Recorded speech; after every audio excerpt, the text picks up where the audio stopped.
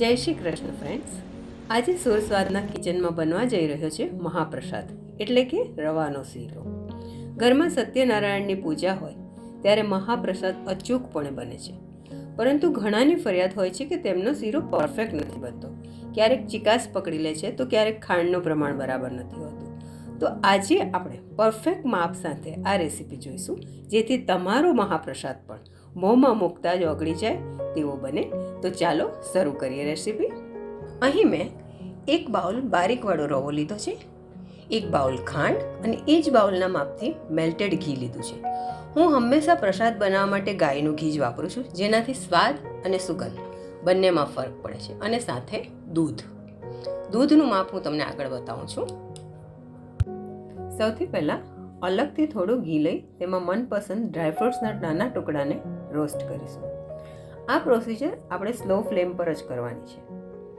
હવે થોડું ઘી ગરમ થઈ જાય એટલે અહીં મેં કાજુ, બદામ, મગજતરી, ચારોલી અને કિસમિસ લઈ લીધા છે.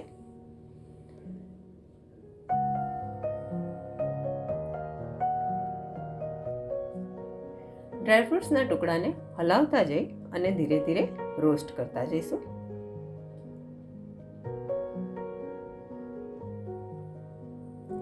આ ડ્રાયફ્રૂટ્સને આપણે હલકા બ્રાઉન થાય એટલા જ રોસ્ટ કરવાના છે.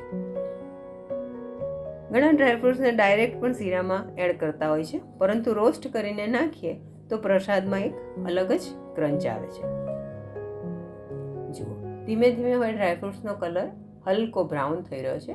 તો હવે આ સ્ટેજ પર ડ્રાયફ્રૂટ્સને આપણે ઘીમાંથી કાઢી લઈ અને સાઈડ પર મૂકી દઈશું. ડ્રાયફ્રૂટ્સને આપણે સાઈડ પર રાખી દીધા છે. હવે ગેસની ફ્લેમ ઓન કરી અને જાડા તળિયાવાળું વાસણ લઈ તેમાં એક બાઉલ ઘી એડ કરીશું.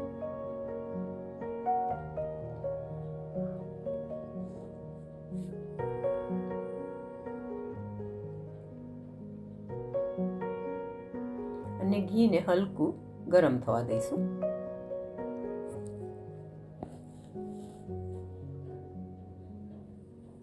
હવે ઘી હલકું ગરમ થઈ જાય એટલે તેમાં આપણે જે અલગ એક બાઉલ રવો સાઈડ પર કાઢ્યો હતો એને ઉમેરી દઈશું અને હલાવતા જઈ ધીમે ધીમે શેકીશું. જો, રવાને શેકાવા માટે બિલકુલ ઉતાવળ નહીં કરવાની. હંમેશા સ્લો ફ્લેમ પર જ હલાવતા જઈ અને ધીમે ધીમે રવાને શેકવાનો હોય છે.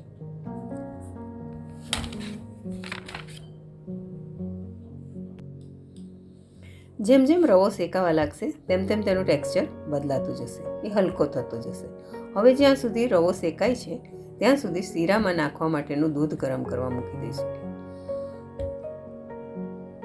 હવે દૂધ જે બાઉલના માપથી આપણે રવો લીધો હતો તે જ બાઉલના માપથી 4 બાઉલ દૂધ લઈ લઈશું અને તેને બરાબર ગરમ કરી લઈશું.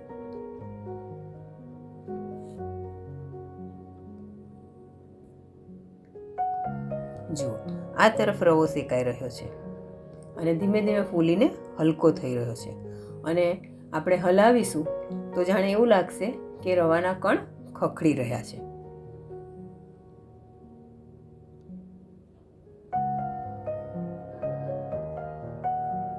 ધીમે ધીમે એમાંથી ઘી પણ થોડું થોડું સેપરેટ થતું જશે.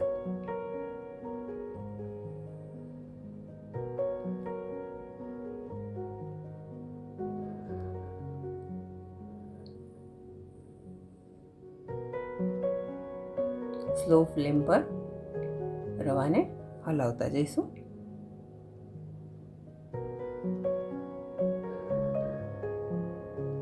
આછો તેનો કલર ચેન્જ થશે અને રવાની એક મનમોહક સુવાસથી આખું રસોડું ભરાઈ જશે. જુઓ, અત્યારે મારા રસોડામાં રવાની મસ્ત મજાની સ્મેલ આવી રહી છે.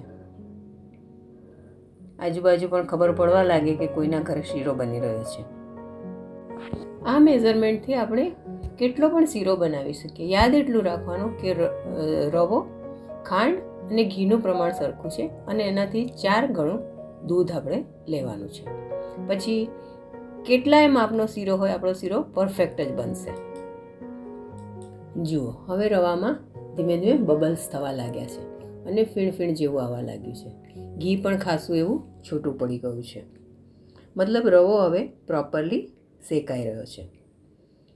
હવે આ સ્ટેજ પર આપણે ફ્લેમને બિલકુલ સ્લો કરી દેવાની છે અને એકદમ સ્લો ફ્લેમ કરી અને પછી ધીમે ધીમે તેમાં આપણે જે દૂધ ઉકાળવા મૂક્યું હતું એ દૂધને, ગરમ દૂધને ધીમે ધીમે એમાં ઉમેરતા જઈશું.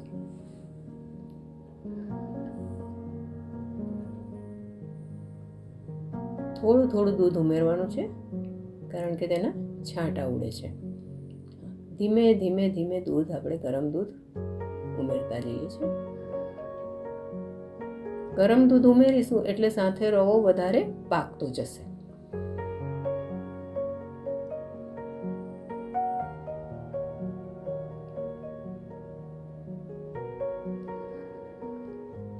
તમે જોશો કે સ્લોલી બધું દૂધ રવા સાથે એબ્સોર્બ થઈ ગયું છે.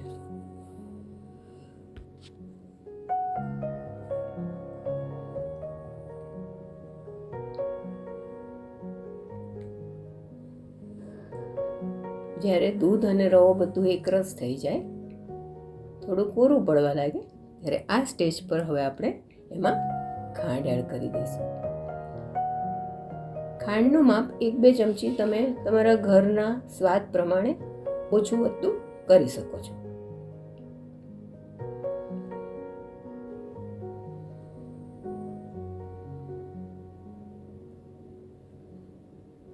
ખાંડ નાખીને આપણે મિક્સ કરી લઈશું. ખાંડ નાખ્યા પછી તેને બહુ હલાવવાનો નથી રહેતો. હલકા હાથે જ તેને પછી જસ્ટ ખાંડ એમાં મિક્સ થાય એટલું જ હલાવવાનું હોય છે.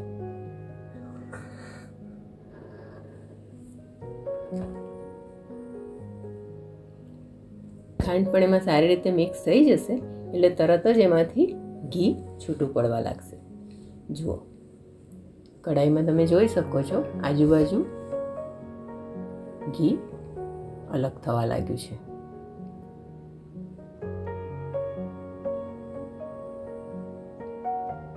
અને શીરો આપણા વાસણની સરફેસને પણ છોડવા લાગશે.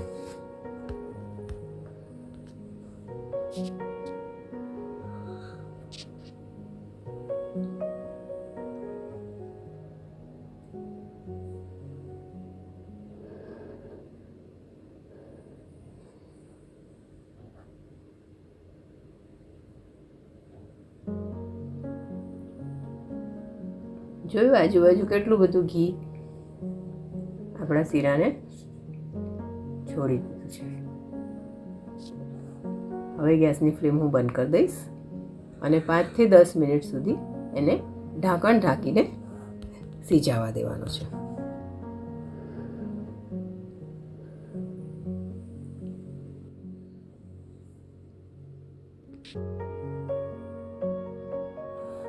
પાંચ થી 10 મિનિટ પછી આપણે ઢાંકણ ખોલીને જોઈશું. જો એકદમ પરફેક્ટ આપણું શીરાનું ટેક્સચર આવી ગયું છે. હવે આપણે જે રોસ્ટ કરીને રાખ્યા હતા ડ્રાયફ્રૂટ્સ એ એમાં ઉમેરી દઈશું. સાથે પસંદ હોય તો એલચીનો પાવડર પણ ઉમેરી શકાય.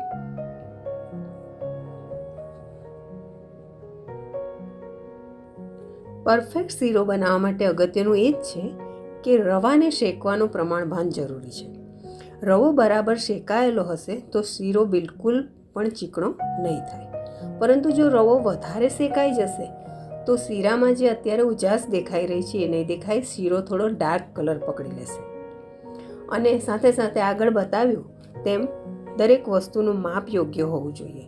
જો આ બધી વસ્તુનું આપણે ધ્યાન રાખીશું તો પછી ગેરંટી કે શીરો ગમે ત્યારે બનાવીશું, ગમે એટલી ક્વોન્ટિટીમાં બનાવીશું, પણ મોંમાં મૂકતા જ ઓગળી જાય તેવું મુલાયમ અને દાણેદાર બનશે.